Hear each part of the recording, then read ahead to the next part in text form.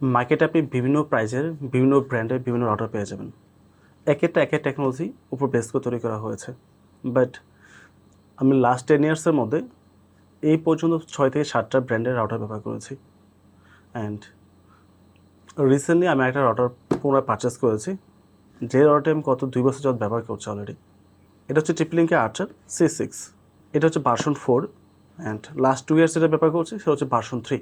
Look, আমি এই ভিডিওতে রাউটার নিয়ে ইন ডিটেলসে প্রত্যেকটা বিষয়ে আলোচনা করতে যাব না, বা যতটুকু ইনফরমেশন আপনি জানলে একটা রাউটার পারচেস করবেন কি করবেন না সে ডিসিশন নিতে পারবেন, ততটুকু ইনফরমেশন আশা করি এখানে আমি দিতে পারবো।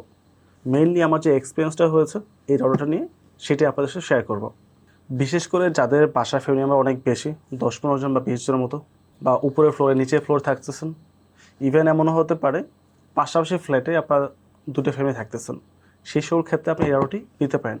অথবা যদি 10 থেকে 15 জন মেম্বারের কোনো একটা অফিস রান করেন, সেই ক্ষেত্রেও আপনি এটা নিতে পারেন।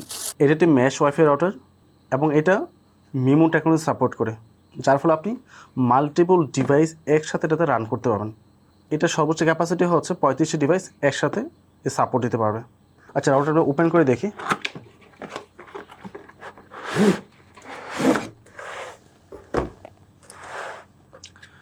এই হচ্ছে আমাদের রাউটার।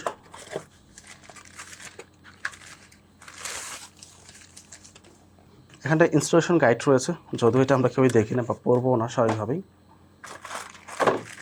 পাওয়ার দেওয়ার জন্য একটা পাওয়ার কেবল রয়েছে অ্যান্ড একটা কানেক্টর রয়েছে, যদিও এটা তেমন একটা প্রয়োজন পড়ে না। ওয়েল, আমি এটাকে কেন বেস্ট বলেছি তার কিছু বিষয় নিয়ে আলোচনা করি। তো প্রথমত, অল টাইম বলেছি এটা একটা ম্যাশ রাউটার। তো ম্যাশ রাউটার সুবিধাটা কি? নর্মালি একটা রাউটার যদি আপনি বাসায় ব্যবহার করেন, দেখা যায় একটা প্লেসে রাউটার সেট আপ করার পর বাকি যে প্লেসগুলো আছে সবগুলো কাভার করতে পারে না। যদি এল শেপ হয় বা ইউ শেপ হয়, এক সাইডে রাউটার লাগালে অন্য সাইডে নেটওয়ার্ক প্রপারলি পাওয়া যায় না, সিগন্যাল কম যায়, বা কোনোভাবে যদি কানেকশন পেয়েও চায় প্রপারলি, কিন্তু সেই কানেকশন আমরা ব্যবহার করতে পারি না বা প্রচুর পরিমাণ ড্রপ করে। এই যে ইস্যুগুলো থাকে সেই ক্ষেত্রে এটা হবে না। এটা আপনার বাসার যে ডেড জোনগুলো আছে, যে সকল প্লেসে নর্মাল সিগন্যাল পৌঁছে না, প্রত্যেকটা প্লেসে প্রপারলি সিগন্যাল পৌঁছাতে পারবে। আর যদি সামহাও এমন হয় আপনি পাশাপাশি কোনো ফ্ল্যাটে ব্যবহার করছেন বা একেবারে সিগন্যাল যাচ্ছে না, সেই ক্ষেত্রে আপনি চাইলে আপনি একটা ম্যাশ এক্সটেন্ডার ব্যবহার করে আপনার রাউটারের যে স্পিডটা আছে বা সিগন্যালটা আছে এটা অন্য জায়গায় আপনি শিফট করতে পারবেন খুব সহজে, এবং দুইটা সিগন্যালের মধ্যে কোনো প্রকার ল্যাটেন্সি থাকবে না। আপনি যদি একটা প্লেস থেকে অন্য একটা প্লেসে মুভ করেন, সেই ক্ষেত্রেও এই যে ইন্টারনাল সুইচটা হবে নেটওয়ার্কিংয়ের মধ্যে, আপনি রাউটার থেকে এক্সটেন্ডারের মধ্যে চলে যাচ্ছেন, তার মধ্যে কোনো গ্যাপ থাকবে না বা কোনো ল্যাটেন্সি তৈরি হবে না। একটা সিগন্যাল থেকে অন্য একটা সিগন্যাল যাওয়ার পূর্বে সেটা অটোমেটিকভাবে কানেক্ট হয়ে যাবে। অন্যদিকে নর্মাল যে রাউটারগুলো থাকে সেইগুলোতে যদি আপনি এক্সটেন্ডার ব্যবহার করেন, একটা জায়গা অন্য জায়গায় শিফট করার সাথে সাথে আপনার ইন্টারনেট স্পিডটাও কমে যাবে, প্লাস মাঝখানে একটা ল্যাটেন্সি তৈরি হবে, যার ফলে যদি আপনি কোনো গেমিংয়ে থাকেন বা কোনো স্ট্রিমিংয়ে থাকেন সেটা স্টপ হতে পারে, বা কোনো একটা প্রবলেম হলেও হতে পারে, বা কোনো একটা ফাইল যদি ডাউনলোড করেন সেই ক্ষেত্রে ওই ফাইলটা করাপ্টেড হয়ে যেতে পারে। এক্সটেন্ডারে আপনার নেটের স্পিডটা এক জায়গায় অন্য জায়গায় শিফট করতে পারবে, বাট পাশাপাশি স্পিডটা ড্রপ করে ফেলে।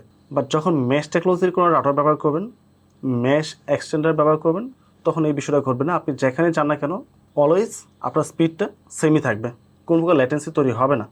অ্যান্ড দ্বিতীয় বিষয় হচ্ছে, আপনি যতগুলো ডিভাইস ব্যবহার করবেন একসাথে এই রাউটারের মধ্যে, কোনো একটা ডিভাইসে কোনো কিছু ডাউনলোড করলে অন্য একটা ডিভাইস প্রপারলি কাজ করবে না, এই টাইপের কোনো ইস্যু পাবেন না। নর্মালি আমি যেসব রাউটার পূর্বে ব্যবহার করেছি 1000-1200 টাকা বা 2000 টাকার মধ্যেও, যখন কম্পিউটারটা ফাইল আমি ডাউনলোড করেছি আইডিএমের মাধ্যমে বা যে কোনো একটা কাজ করছি, অন্য একটা ডিভাইসে কিন্তু নেটওয়ার্ক প্রপারলি পাওয়া যেত না, বা নেটওয়ার্ক পাওয়া গেছে বা স্পিডটা থাকতো না। সো এই টাইপের বিষয়গুলো এখানে পাবেন না। যেহেতু এখানে মিমো টেকনোলজি রয়েছে, আপনি যতগুলো ডিভাইস একসাথে রান করবেন প্রত্যেকটা প্রপারলি কাজ করবে। সো মূল কথা হচ্ছে, আপনি মাল্টিপল ডিভাইস একই সময় ফুল স্পিডে, বা আপনার যে নেটওয়ার্ক স্পিডটা থাকবে সর্বোচ্চ, এটা প্রত্যেকের ডিভাইসে সমানভাবে ভাগ করে দেওয়া হবে, কোনো একটা কম কোনো একটা বেশি এই ধরনের ইস্যু থাকবে না।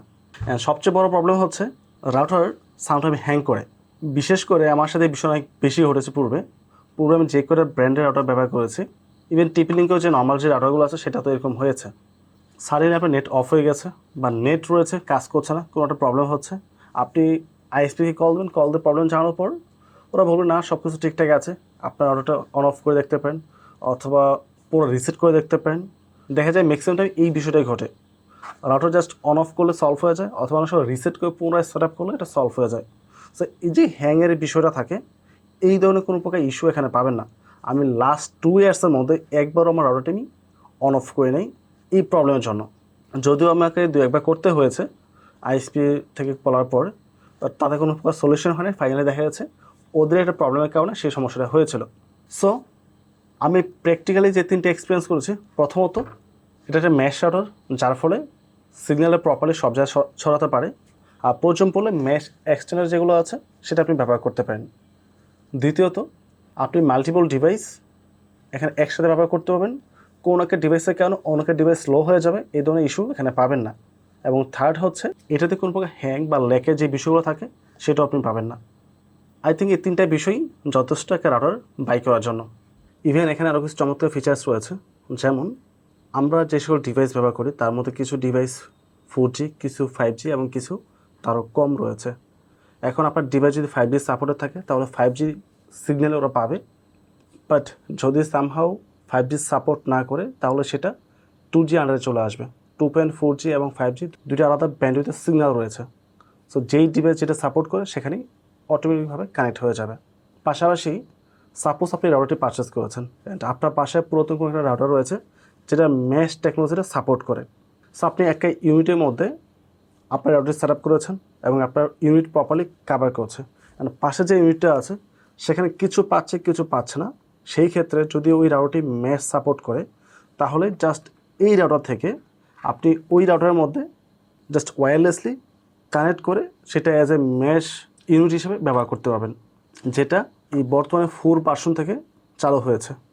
পূর্বে আমাদের যে 3 ভার্সন ছিল, 3 ভার্সন সম্ভবত ম্যাশ টেকনোলজি ব্যবহার করার জন্য টিপি লিঙ্কের নিজস্ব ম্যাশ যে ইউনিটগুলো ছিল সেটাই ব্যবহার করতে হতো, অথবা টিপি লিঙ্কের রাউটার ব্যবহার করতে হতো।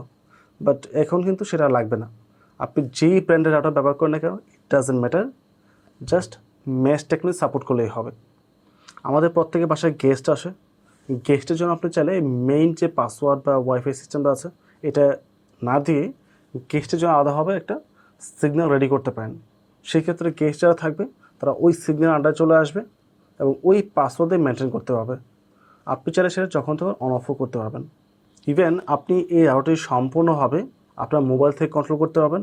অ্যান্ড নর্মালি একটা রাউটারের মধ্যে যে সকল ফিচার্স থাকে, কন্ট্রোলিংয়ে যে ফিচার্সগুলো থাকে, কোন ডিভাইস কতটুকু সিগন্যাল পাবে বা কোনটা আমি অফ করে দেবো, কোনটা ব্লক করে দেবো, এই টাইপের যে আদার্স ফিচার্সগুলো আছে তার প্রত্যেকটা ফিচার্স এখানে ইনক্লুড রয়েছে। ওইগুলো নিয়ে বলার কিছু নেই, বিকজ এগুলো অলমোস্ট প্রত্যেকের রাউটারের মধ্যে থাকে। তো এই সব কিছু মিলে আমার কাছে এটা বেস্ট চয়েস মনে হয়েছে। আমি অলরেডি সেম রাউটারটি জাস্ট ভার্সন 3 ব্যবহার করছি, এখন এটা ভার্সন 4। ভার্সন 4-এ ম্যাশ টেকনোলজিটা আরও বেশি ইমপ্রুভ করা হয়েছে, আরও ইনহ্যান্স করা হয়েছে। সেক্ষেত্রে আশা করি এর চেয়ে বেটার সার্ভিস পাবো। সো যদি কেউ রাউটার পারচেস করেন তাহলে পারচেস করার পর এখানে যেই সবুজ টাইপের পয়েন্টারটা আছে, এটা আইএসপি থেকে যে কানেকশনটা আসবে সেটা এখানে লাগানো হবে। And router set up complete করার পর যদি আপনি ল্যান কেবল দিয়ে এটা এক্সটেন্ড করতে চান সেটাও করতে পারেন, অথবা যদি ল্যান কেবলের থ্রুতে পিসি বা অন্য কোনো ডিভাইসে কানেকশন দিতে চান সেই ক্ষেত্রেও 4টা অপশন রয়েছে। 4টা ল্যান কেবল ব্যবহার করে আপনি যে কোনো জায়গায় কানেকশন দিতে পারবেন। আর এখানে পাওয়ার সাপ্লাই করার পর অবশ্যই পাওয়ার সুইচটা অন করে দিতে হবে, অন করার পরে কানেকশন এখানে চলে আসবে। আর সামহাও রিসেট দিতে চাইলে এখানে একটা পয়েন্টার রয়েছে, সম্ভবত কাঠি দিয়ে চাপ দিয়ে এটা রিসেট করতে হবে। ওকে, এটা কিন্তু রিসেট বাটন না, রিসেট বাটনটা এটা ভিতরে রয়েছে। যদিও লাস্ট 2 ইয়ার্সের মধ্যে আমার একবারও রিসিট দেওয়ার প্রয়োজন পড়ে নাই। সো এটা হচ্ছে মূলত বিষয়।